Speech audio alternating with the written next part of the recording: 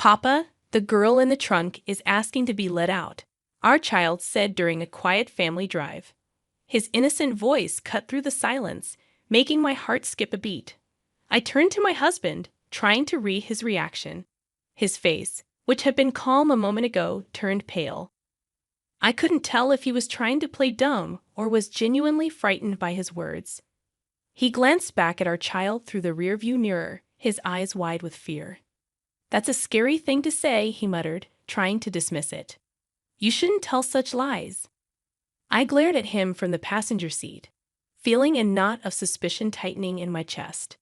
"Maybe we should pull over at the rest area," I suggested, my voice sharper than I intended.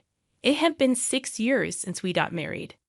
I had always been supportive of my husband, even though his job kept him busy. I had been the one holding things together at home, managing everything while he focused on his career. But now, with our child's strange words hanging in the air, I felt a chill of uncertainty. Was something dark about to be revealed?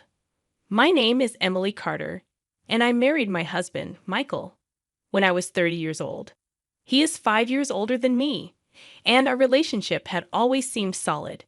The year after we got married, our child, Peter, was born, bringing so much joy into our lives. Peter has been growing up healthy and lively and just recently turned 5. Our family had been living busy but happy days, filled with love and laughter. "How about going to the zoo next Friday?" Michael suggested, trying to change the mood. "Yay. I want to see the giraffes." Peter squealed with excitement, his earlier comment seemingly forgotten. I couldn't help but smile at their cheerful conversation, feeling a bit of the tension ease away. Michael had always been a kind and loving husband since we started dating. He was attentive and caring, and that didn't change after we got married and had Peter. On his days off, he would eagerly join in on family activities, playing with Peter and making him laugh. He was the perfect father, always there for us. I often thought about how lucky I was to have married him. Watching Michael and Peter together brought me a deep sense of happiness. Our life was good, stable, and filled with love. But little did I know, those peaceful days were about to be shattered. One day, Michael came home with a heavy sigh, his face looking weary and troubled. "You're being transferred to a different department?" I asked, noticing his downcast expression. "Yeah," he replied, his voice flat. "It's company policy. They want me to gain experience in different places." His words felt like the first crack in our happy life. I didn't know why, but something about this transfer made me uneasy. I could sense that there was more to the story, something Michael wasn't telling me. And as our child's strange words echoed in my mind, I couldn't shake the feeling that our lives were about to change in ways I couldn't imagine. Michael was being transferred to the busiest department in his company, which meant he might not be able to spend as much time with us. The news hit our family hard, especially Peter. "Daddy, are you not going to play with me anymore?" Peter asked, his big eyes filled with worry. Michael, trying his best to reassure him, gently stroked his hair and said, "I'll do my best to spend as much time with you as possible, Peter. Let's go to the zoo again sometime soon." Despite his comforting words, I could see the regret in his expression. He knew this transfer was going to change things for us, and the thought of it weighed heavily on his mind. As I watched him with our child, a tightness grew in my chest, overwhelmed with emotions. The transfer didn't involve a change in salary or require us to move, but it was still a big deal for our family. Just the thought of having less time together made me feel incredibly lonely. However, I knew the one feeling the most vulnerable was Michael. Adjusting to a new, more demanding environment would be tough for him. "Please don't push yourself too hard," I said, trying to hide the worry in my voice. I knew Michael had a tendency to throw himself fully into his work, sometimes to the point of exhaustion. That's why I worried about him overdoing it. And unfortunately, my concerns turned out to be justified. At first, Michael managed to balance his work and home life. He still made time for family activities and found moments to rest despite his busy schedule. But about a month after the transfer, everything changed. His time at home decreased dramatically. He started working overtime, often coming home late at night, long after Peter had gone to bed. It became more common for him to go out for drinks with clients, and he even began working on his days off. But there was something else that concerned me even more. One day, I cautiously asked him, "Hey, can you take a day off next Friday? Peter misses you, and you've been working too hard lately."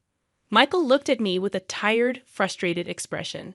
"Who do you think I'm working so hard for? Should I just turn down client meetings and risk getting fired?" He snapped. I quickly replied, "I didn't mean it like that. I'm just worried about you." "That's none of your business," Michael muttered, brushing me off. "Anyway, make sure you have money ready for next week's drinking party." His words stung, and I could see how much the stress was affecting him. Michael, who had always been kind and patient, was now irritable and short-tempered. He started taking out his frustrations on me more frequently, and I found myself walking on eggshells around him. What worried me even more was how he was spending money extravagantly, claiming it was necessary for entertaining clients. This new habit was beginning to impact our living expenses, adding financial stress to an already tense situation.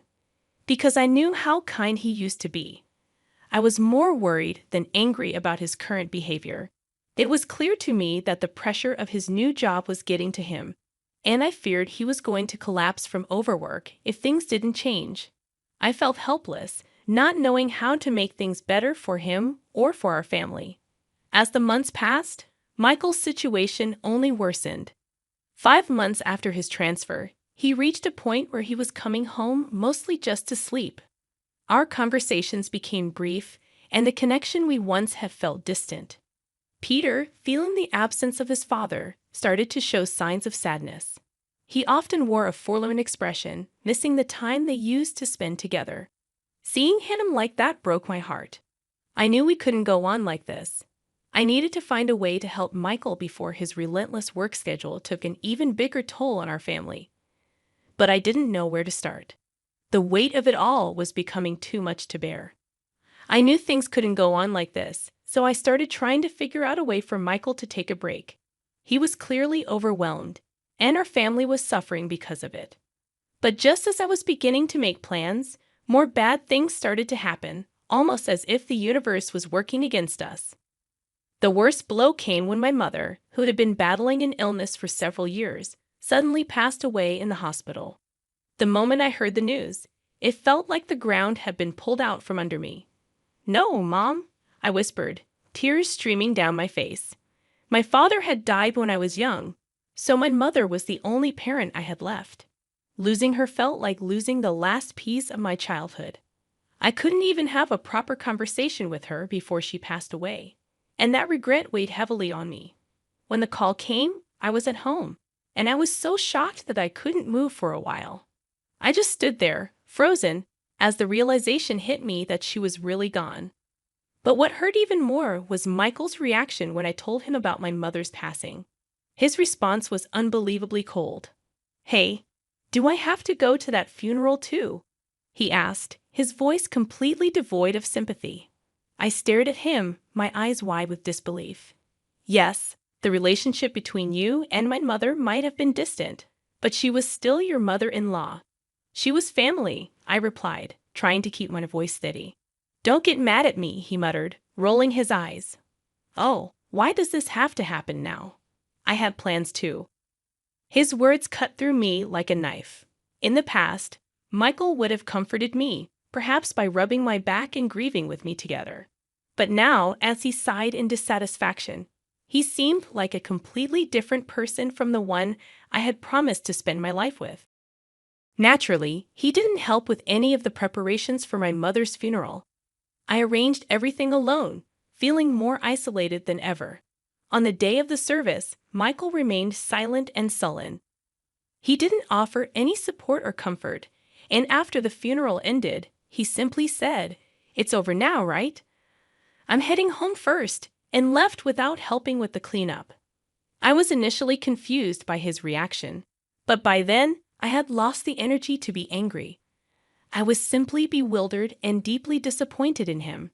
No matter how busy or stressed he was from work, His behavior at the funeral was unacceptable. Despite feeling frustrated with him, I finished cleaning up with Peter by my side. He was too young to understand everything that was happening, but he could sense that something was wrong and did his best to help me. "Mom, Peter will help you," he said, his small voice bringing a bit of comfort to my aching heart. After the funeral, I decided to stop by my parents' house for a short while. It wasn't far from our home, and I wanted to say a final goodbye to the place that held so many memories of my mother. Although it was a sad visit, I felt it was something I needed to do for my own peace of mind. When I arrived at my parents' house with a heavy heart, I took a deep breath and walked inside.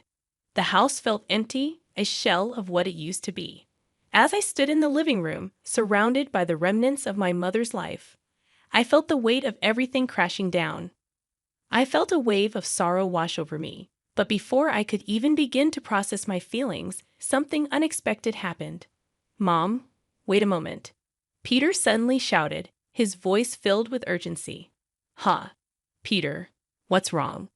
I asked, startled by his sudden change in behavior. As soon as we arrived at my parents' house, Peter's expression had shifted dramatically. Without another word, he dashed straight into the back room, leaving me standing there, puzzled and concerned.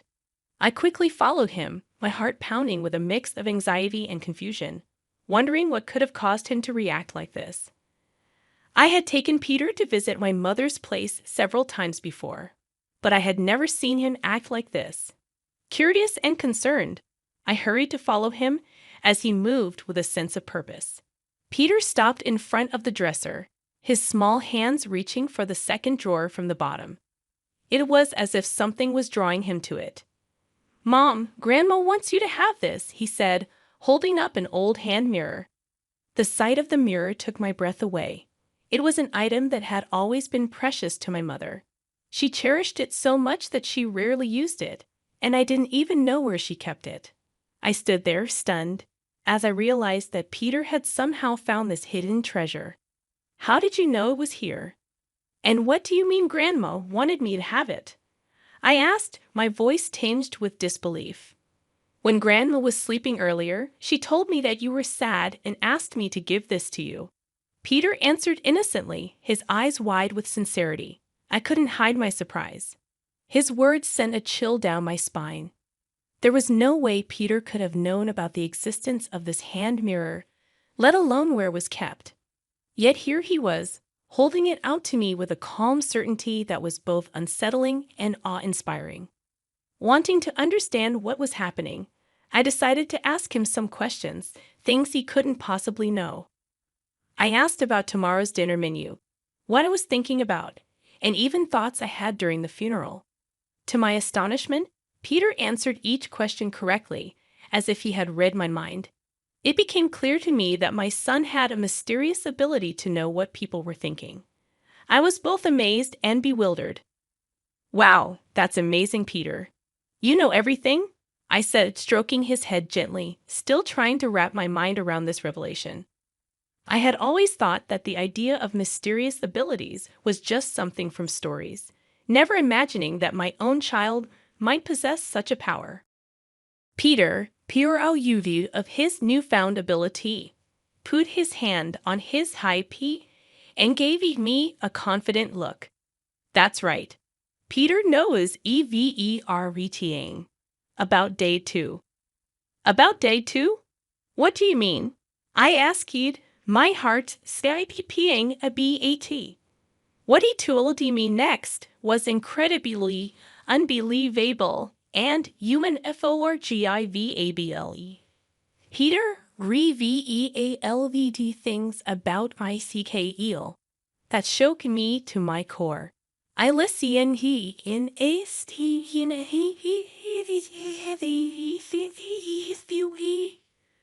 realizing that the man I had married was not who I thought he was. A few weeks after my mother's funeral, I decided it was time to confront Michael. On morning, when he was getting ready to leave for work, I casually mentioned, "By the way, I'm visiting my friend with Peter next Friday. My soul, who had been focused on jetting out the door, suddenly assessed PPD in his Tracy case.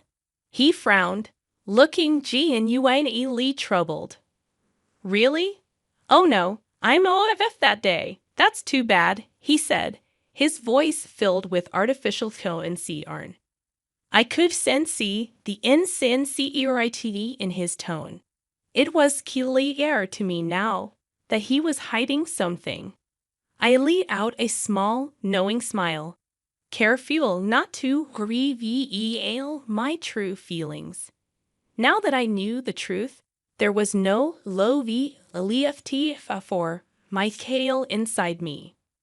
That Friday, I left home with PTR as planned. We spent ABOT and an hour away, giving me time to gather my thoughts and prepare for what I needed to do. When we returned home, Peter pointed toward the garage and said, "Dad's over there."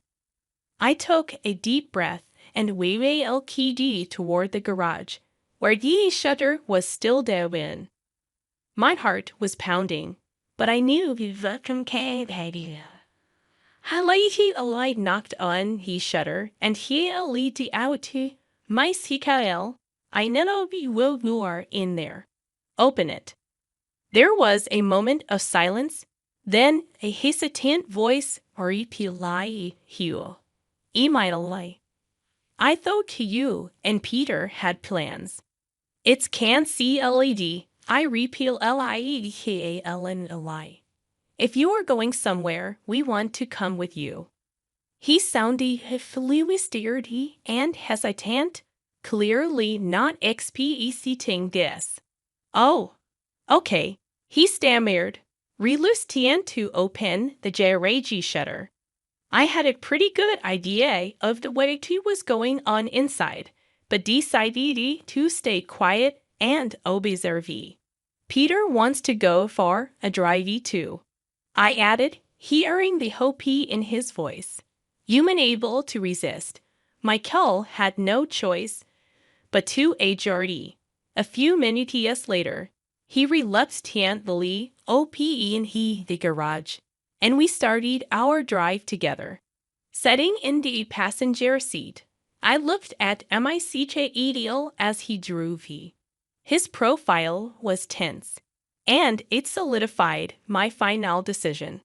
Life with Michael had once been enjoyable and happy, but I knew those days would never come back. Hey, did you know Peter has a special power? I finally drove it up as we emerged onto the highway. Michael furrowed his brows, confused by my sudden theophany. Is that funny? How was the point of view of Stephen? That's a silly joke. Michael laughed, dismissively. Daddy, the boy in the trunk is asking you to let him out. Peter suddenly raised his voice from the back seat. I waited as my CKL's face turned pale. He glanced at PTR through the rear view mirror with a frighteningly expression in the eye. What a scary thing to say. You didn't tell such lies, he said nervously. But it's true, Peter insisted. Then should we pull over at the rest area? I suggested, trying to support Peter's lead aim. My stable immediately looked at me, startled. Hugh.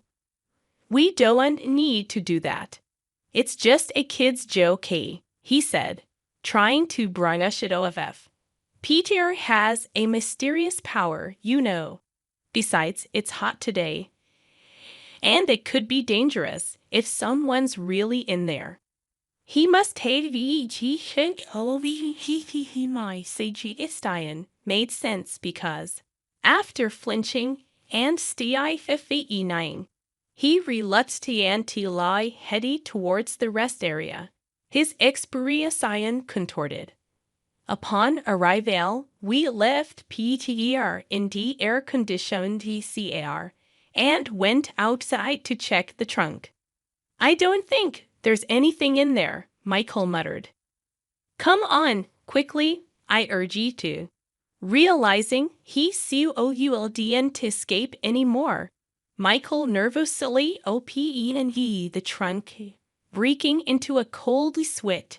In the next moment, a young woman jumped out, her face flushed red from the heat.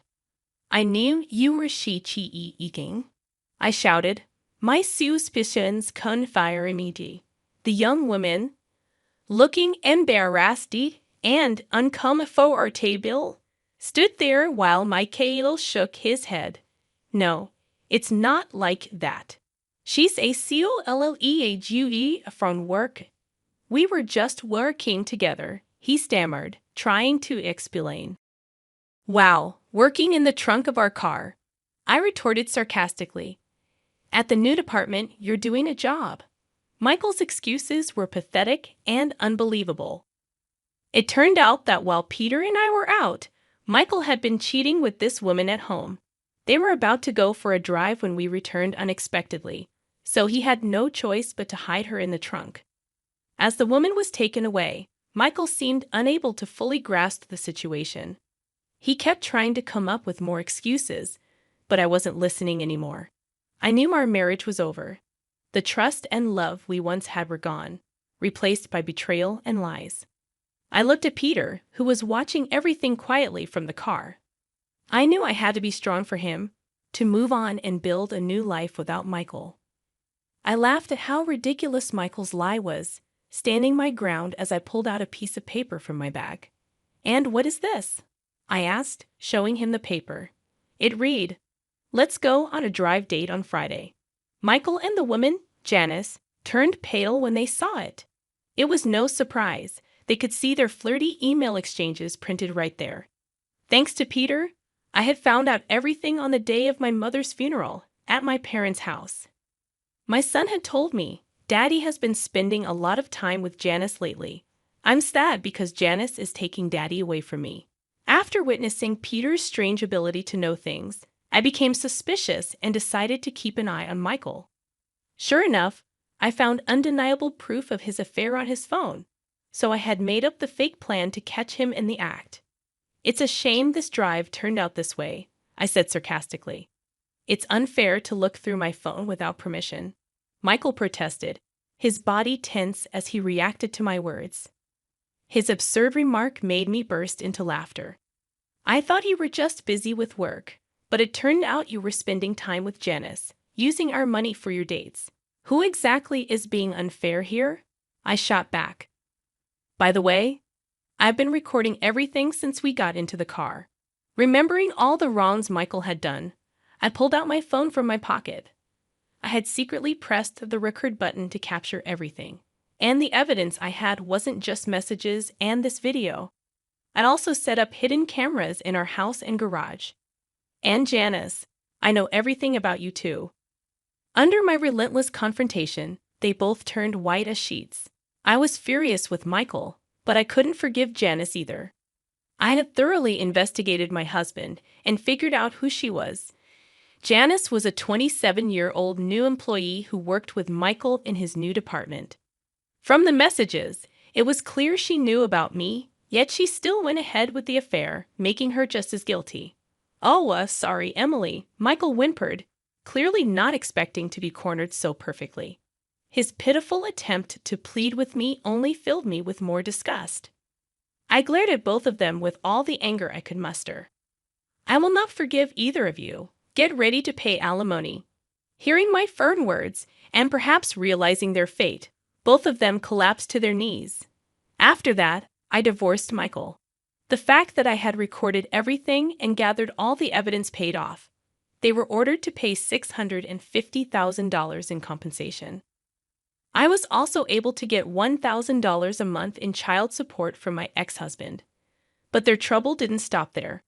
I heard that news of their affair spread throughout the whole company, especially since they worked in the same department.